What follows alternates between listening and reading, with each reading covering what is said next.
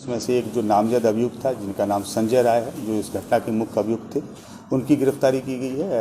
अररिया जिला है वहाँ के पास से। पूरी घटना में अभी दो लोगों की संलिप्तता और प्रकाश में आई है पूछताछ के दौरान, तो हम लोग प्रयास कर रहे हैं और हम लोग की टीम उन दोनों लोगों की गिरफ्तारी के लिए भी प्रयास कर रहे हैं। कि जो मृतका हैं और जो इसके मुख्य अभियुक्त हैं संजय राय, दोनों के बीच में लगभग पिछले 3 वर्षों से काफ़ी बातचीत होती थी, जिसके टेलीफोनिकली एविडेंस भी हम लोगों के पास में। तो इसमें से इन लोगों के पास एक रॉड थी, वो रॉड से वार किया गया। वो रॉड जो चलाई वो रॉड पंकज ने चलाई।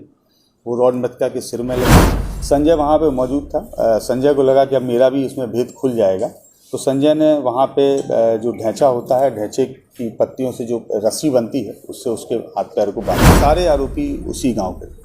नमस्कार, टुडे बिहार न्यूज देख रहे हैं आप। मैं हूं आपके साथ प्रकाश सिंह। मुजफ्फरपुर के पारू थाना क्षेत्र के नया टोला गोपालपुर में 11 अगस्त को हुई घटना का पुलिस ने पर्दाफाश कर दिया है। पुलिस ने इस घटना में शामिल अपराधियों को गिरफ्तार किया है। वहीं मुख्य आरोपी संजय राय की गिरफ्तारी पुलिस ने अररिया से की है। दरअसल 11 अगस्त को पारू थाना क्षेत्र के नया टोला गोपालपुर में 14 वर्ष की एक बच्ची की निर्मम तरीके से हत्या कर दी गई। हत्याकांड के इस वारदात को लेकर पूरे बिहार नहीं बल्कि देश भर से आवाज उठी। मुजफ्फरपुर पुलिस ने अनुसंधान कर आरोपियों को दबोच भी लिया है। इस पूरे मामले को लेकर मुजफ्फरपुर के एसएसपी राकेश कुमार जानकारी दे रहे हैं। क्या कुछ कह रहे हैं, जरा वो सुनी। इसमें हम लोगों के डीआईयू की टीम, उनके जो प्रभारी हैं लाल किशोर, वो और जो पारू के थाना अध्यक्ष हैं मोनू कुमार, जो कि उस कांड के अनुसंधानक भी हैं, लगातार सक्रियता से इस केस में हम लोग लगे हुए थे। इस केस में घटना के 3 दिन उपरांत एक व्यक्ति की गिरफ्तारी की गई थी जिनका नाम मिथिलेश राम था, जिसके बारे में आप लोगों को मैंने पूर्व में सूचना भी दी थी। आज सुबह इसमें 4 लोगों की गिरफ्तारी और की गई है, जिसमें से एक जो नामजद अभियुक्त था जिनका नाम संजय राय है, जो इस घटना के मुख्य अभियुक्त थे, उनकी गिरफ्तारी की गई है। अररिया जिला है वहाँ के पास से। इसके अतिरिक्त 3 और अपराधकर्मी इसमें गिरफ्तार किए गए हैं जो उनके सहयोगी के रूप में थे, जिसमें एक का नाम पंकज पासवान है, दूसरे का नाम चुन्नू है और तीसरे का नाम मुन्ना पासवान है। इस प्रकार से इस पूरे घटनाक्रम में अभी तक हम लोगों ने कुल 5 लोगों की गिरफ्तारी की है। इसमें पूरी घटना में अभी 2 लोगों की संलिप्तता और प्रकाश में आई है पूछताछ के दौरान, तो हम लोग प्रयास कर रहे हैं और हम लोग की टीम उन दोनों लोगों की गिरफ्तारी के लिए भी प्रयासरत है।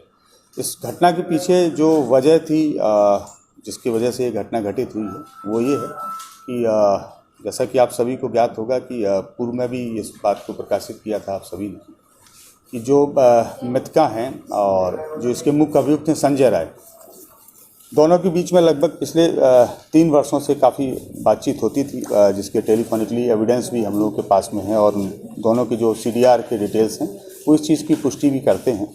घटना 11 मई की रात की है, 11 अगस्त की रात की है। तो 11 अगस्त को रात्रि में लगभग 10:30 बजे से 11 बजे के बीच में दोनों की टेलीफोन पे बात हुई, जिसकी पुष्टि CDR में भी है। उस फ़ोन पे वार्ता के उपरांत जो मृतका है वो वहाँ पे गई, जो एक नियत जगह रहती थी, वो चौर का इलाका है उसी गाँव का, जहाँ पे ये मुख्य अभियुक्त संजय राय, उन्होंने मृतका को बुलाया था। और गाँव के जो 5 नवयुवक हैं जिनको लगभग पिछले 2-3 महीने से इस पूरे घटनाक्रम की जानकारी थी, और इन लोगों का उद्देश्य ये था कि अब इन लोगों को रंगे हाथ पकड़ना है, और हम लोगों के समाज विशेष की बच्ची है जिसके साथ में ये व्यक्ति गलत करता है। तो इन 5 ही नवयुवकों ने उस दिन इनको रंगे हाथ पकड़ने की योजना बनाई। तो जब ये बच्ची वहाँ पहुँची है तो उसके तुरंत 2 या 3 मिनट के अंदर ये 5 जो नवयुवक, जिनमें से 3 की गिरफ्तारी की गई है, 2 अभी फरार हैं, ये 5 वहाँ पे पहुँच गए। और दोनों जब वहाँ पे पहुँचे तो मृतका और ये मुख्य अभियुक्त संजय दोनों वहाँ बैठे हुए थे। इन लोगों ने वहाँ पे हॉट टॉक हुआ, जिसमें हल्की सी मारपीट इसके साथ भी हुई, जो मुख्य अभियुक्त संजय के साथ भी हुई और जो मृतका है उसके साथ भी हुई। तो इसमें से इन लोगों के पास एक रॉड थी, वो रॉड से वार किया गया। वो रॉड जो चलाई वो रॉड पंकज ने चलाई। वो रॉड मृतका के सिर में लगी।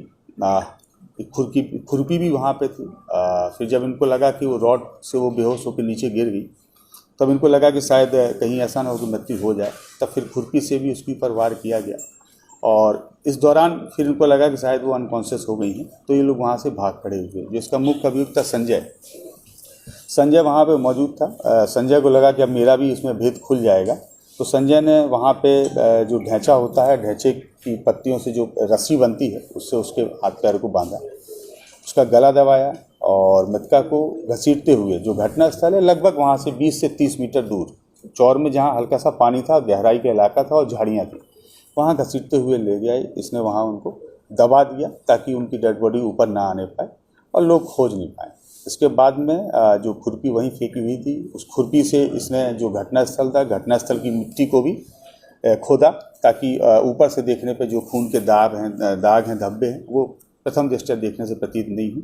इसके बाद ये अपने जो सहयोगी है, जिसकी गिरफ्तारी पहले की गई है, मिथिलेश, और बोलेरो से उसके साथ में भागा और भाग के छपरा गया। फिर ये लगातार भागते रहे, मोबाइल इनका बंद रहा, हम लोग लेकिन ट्रेस करते रहे और फाइनली जो है इनकी आज सुबह गिरफ्तारी वो अररिया से हो गई है। हम लोगों ने इस कांड में अभी तक जो चीज़ें जब्त की हैं, वो एक हथियार जो खुरपी है उसको जब्त किया है हमने। इसके अलावा जो वाहन है बोलेरो जिससे भागे थे उसको जब्त किया है। 4 मोबाइल फ़ोन हैं जो इन्हीं अभियुक्तों के हैं, वो हम लोगों ने जब्त किए हैं और इसमें अभी 2 अपराधकर्मी फरार हैं जिनकी हम लोग गिरफ्तारी के लिए प्रयासरत हैं। और इसके अतिरिक्त कुछ अन्य एग्जिबिट्स भी हैं जो हम लोगों को अभी सीज करने हैं, जिसके लिए हम लोग सर्च अपना जारी रखे हैं। उम्मीद कर रहे हैं कि कल शाम तक इसमें हम लोगों को कुछ और बरामदगी और गिरफ्तारी भी होगी, जिससे हम आप लोगों को अवगत कराएंगे। जो आरोपी गिरफ्तारी हुई गांव के रहने वाले हैं? बाहर सारे आरोपी उसी गाँव के। घटना के बाद ये लोग दूसरे जिले में रह रहे थे?